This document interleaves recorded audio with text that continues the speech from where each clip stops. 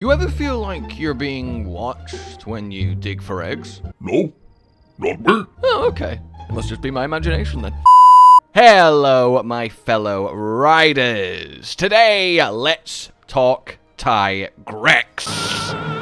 Yes, this is how to easily and quickly and as soon as possible get your hands on Tigrex, his Brute Tigrex subspecies, and his Grimclaw Tigrex deviant. It requires you to be in Chapter 3 in the desert, and past that, it's your usual affair of find the right invasive monster, conquer it, and then reignite the spark of an endangered Monstie. In this case, little old Tigrex. So without further ado then, let's get into this. You want to come to this camp, Rococo Rocks, in Tarkoan, and then head to right here, just as the border of the map approaches, where the incision separating the zones is. We essentially want to be walking down this corridor all the way until we get to a climbing wall here. Of course, you can come to it fine from the Colossal Dragon, just run round and all the way up, but it does require you to take a really long way around, whereas this camp you can just kind of go straight to the entrance. In any case, this is your goal. So from that Rococo camp, you want to head vaguely southeast and curve around. You're kind of going towards the back of the Laoshang Lung, crystallized to your right. You'll see a little entrance into the rocks that curves behind the rising formations, and of course the usual endemic life having a little bit of a freak out. Make sure you are here at night so the invasive monster is actually there, and you thankfully won't have to deal with a self-inflicted Zinogre infestation, so you'll have a much easier time of walking down here than I am. In any case, once you reach the end, you will have to climb a big old wall, so make sure you do have a Monstie with you that can do that, and at the top you'll find the invasive monster. Now, you can pick up the tracks, get the clues, and if you want to work it all out yourself, then go ahead, use the timestamps below to continue afterwards. For everyone else then, yes, this is Invasive Diablos, and he looks absolutely incredible. The extra little spikes, the stripes, I mean, it honestly looks like he's trying to hybridize with the Tigrex that he's essentially guarding. He is a very, very fun encounter, and one that requires a little bit of a specific counter in order to get him to retreat. So, throughout the fight, he will start to dig, and when he does dig, there will be 3 little piles of dirt on the floor. Eventually, he'll leap out of them, do his invasive attack, and absolutely annihilate the target. But you can stop this from happening by countering this unburrow with a very specific attack. You're going to need to get a hammer, and you're going to want to use very specifically Meteor Hammer on the correct burrow. Now, the correct burrow is much harder to make happen. I'll be honest with you, I just did this twice, and then the second time I chose the leftmost one, and then it worked. So, yeah, I apologize I can't be more specific on that, but from looking at all the clues, the context of the fight, from what all the extra rangers say while you're doing it, I feel like it almost is just pick one with Meteor Hammer and then hope you're correct. Or maybe just using Meteor Hammer kind of forces it, but in any case, yeah, you need to pick the correct burrow with Meteor Hammer, and then you will counter the Diablos' unburrowing, smack it back down like a mole, and off it will go in shame. Which will leave you to then enter the endangered den spawned, crack out your trusty hammer and chisel, and release the Tigrex Monstie egg into the world. You can then, of course, go hatch this and be greeted with your very first Tigrex to release back into the wild and repopulate the species. Tigrex as a Monstie then is, as you might be familiar with, you've got Rock Smash, big single target high power move, and it very is high power even compared to a lot of other kinships. You've got Rock Shooter, his classic push his claws along, send rocks flying, and this one's got a really, really good stamina to damage and Wyvern Fell ratio. It's just a really solid non-elemental move you can put on any non-elemental Monstie that needs or wants a speed attack. attack. It's really good to have this one.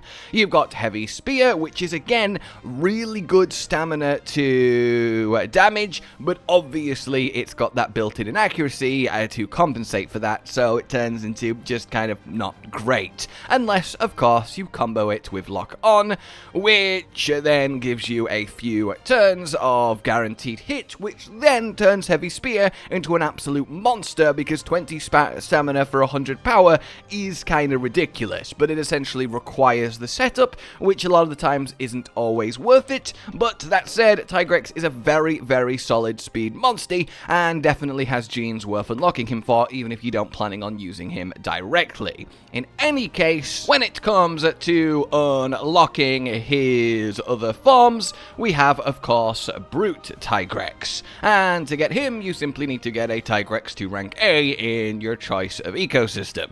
That's gonna be no problem, because you need to do that on your way to get Grimclaw anyway. The other requirement for Grimclaw is to simply have him in a habitat that has 4 or more power-type monsters. Now, of course, you can force this by just releasing a load of power-type monsters into the given area that you plan on cultivating your Grimclaw, but you can do it a lot easier by choosing the Rococo Rocks. Because you have Diablos, Gravios, and Black Diablos here, all 3 of them are already power, which means you only need to add 1 power Monstie to the system. That said, as I say, you can just take essentially any given area, pour your power-type Monsties in. I would choose one that at least has 1 or 2 to start with, just to save on pure restoration slot space, but other than that, it's fairly simple, straightforward to do. Then you just need to send your Tigrex on its way. So I'm going to go with the Rococo Rocks. This will mean that my Tigrex will go Thunder, which is something to be aware of, but that's fine. You just need somewhere to make Tigrex and Grimclaw happen, then you can grab your Grimclaw and then take him to any given elemental habitat to make a Grimclaw of that element, the one that you want. In any case then, away my Tigrex goes, and I do like this one because this is at least an environment that, you know, he fits in and will be happy in, battling all the other monsters in the area. Live well, live strong, my child. Don't miss me too much. He doesn't care at all, does he? In any case, you now have Tigrex roaming around at that C rank, so it is time to go grab a load more. And again, there's 2 very specific methods of doing that. Either go into random dens until you find a Tigrex egg, which when you just want generic Tigrex and not a particularly special or good one, is completely fine, and grab another handful of them. You could also then go find a Tigrex in the area that you've now released and defeat it. Make sure you paintball it beforehand to retreat it to its den to get a couple guaranteed Tigrex. This will also have the added benefit of unlocking Tigrex equipment, which is fairly damn potent. The only disadvantage really is that beating a Tigrex is maybe out of your wheelhouse at this stage when you first unlock him, though I definitely think it is something that you should be able to do with just, you know, a little bit of strategy. In any case, it is up to you, but the goal remains the same: grab a load of Tigrex.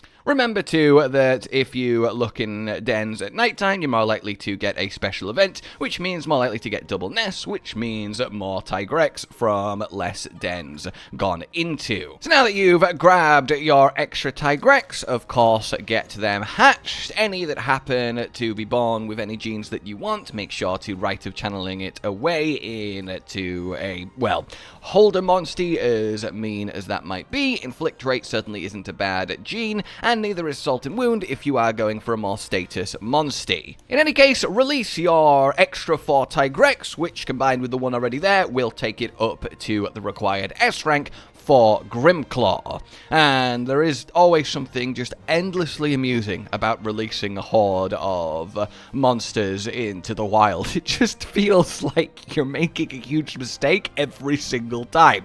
In any case, with that done, we will of course get ourselves a mutation. And that will be our lovely Brute Tigrex.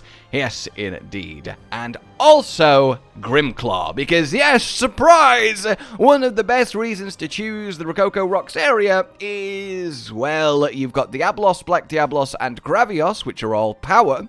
Base Tigrex is obviously speed, but Brute Tigrex is also power, making 4 power Monsties, which is the requirement for Grimclaw, which means this is an area that you could unlock Grimclaw without putting any other random Monstie in to just exist as a power, which keeps things nice and clean.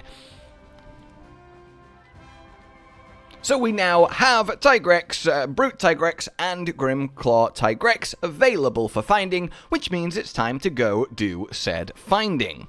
Once again, you've got your 2 classic options of find either the Brute or the Grimclaw and defeat it with a retreat using a paintball to make that happen at a much higher likelihood, and then you'll get some guaranteed ones, or of course you've got just go into dens and harvest till you find it. Now, it's worth defeating every deviant at least once, but of course a Grimclaw specifically is quite the fight at this stage if you do it straight away upon reaching the desert here, so do take that warning to heart.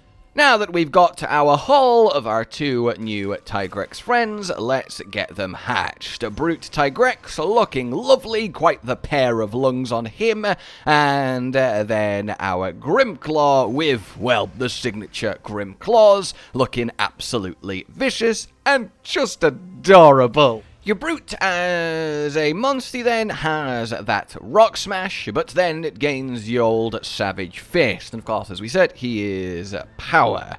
This is a bit of a defense down, along with 70 power for 20 stamina, which really isn't the worst. Then it also has that heavy strike, but of course there's no lock-on in built. Though 30 stamina for 120 power, whew! Oh my god, if you pair it with lock-on. In any case, we've already been over that. Then Reverberating Roar to play into Brute Tigrex's classic shouting personality across great distances. 25 stamina for 70 power to all enemies, but a huge amount of Wyvern Fell, which is really, really nice. And you get that stun and that chance to strike first, so it's a nice way to potentially interrupt what your opponent is about to do. Also, having that inbuilt Sonic Bomb is very useful against a lot of monsters. This is honestly quite the nice gene to have at your command. We then get Grimclaw, who has a Tigrex Explosion, which is just hilarious. 170 power to a single enemy is insane and an incredible kinship. Grimclaw's a good candidate to build kinship around, especially with the attack up that you get afterwards. Grimclaw's also, of course, a power Monstie. We've got a nice 30 to 90 ratio on Rock Slugger, and then we have Heavy Rampage. We get 40 stamina for 150, but of course it's got that low chance to hit, playing into Tigrex's general overarching theme of lock on and then do these low chance to hit incredibly powerful moves. And 40 stamina for 150 power, make no mistake, is a lot of damage. There is a lot of lock-on build fun potential. Then we have Ground Crusher, which is a lot of damage, though 120 for 55 stamina isn't like a crazy ratio, but ignores defense is really, really potent, and this thing is going to hit very, very hard. A nice lock-on high stamina regen power non-elemental Grimclaw is going to be an incredibly effective Monstie for you if you are a fan of Grimclaw Tigrex. Hybridizing all 3 Tigrex really does kind of create something amazing, which I really, really like. Then, if we have a look at our Brute, give him a little bit of a shift. Anything with stripes and such tends to look really good no matter what color you give them, though I do think water on a lot of Monsties is honestly fantastic. Brute gets a nice thunder look because of the sort of neon green stripes, and ice is probably the weakest one for me, and dragon, of course, remains a ever reliable choice. When we go over to the Grimclaw, well, he's got these glowy blue arms that remain nice and consistent. Switching him to fire gives you quite this nice contrast. Going water sort of makes everything blend in, which I actually think is a really awesome way to take him. Thunder is very similar to Brute. Ice, a similar vibe to Water, just a bit more contrast. And then the red-blue combo clash is quite fun, especially with the glowing blue lines on his face. I do, though, think Water is very much the winner here. I like how much it works with his already grim claws. In any case, then, there you have it. How to get, unlock, and make happen all 3 forms of Tigrex in Stories 3 as soon as you are able to once you enter the desert. I hope you have found this useful, and I hope you enjoy having a look at their kinships, which is something I've wanted to keep, you know, a little bit more of a surprise in all of these, at least visually speaking. In any case, let me know how you're getting on in your Stories 3 adventure. Like if you enjoyed this, subscribe, hit the bell for more, consider supporting the future of the channel on Patreon down below, and until we meet again, goodbye. Josh, Cotton, and Hollow with the videos, dropping the humor like a hammer on your tippy toes, bringing entertainment on a daily arrangement to take our insanity and turn it into entertainment. Yes, I said entertainment twice, to reiterate that it is nice to look into your faces on a mostly daily basis when you let us in your homes to make the whole world a stage. Goodbye.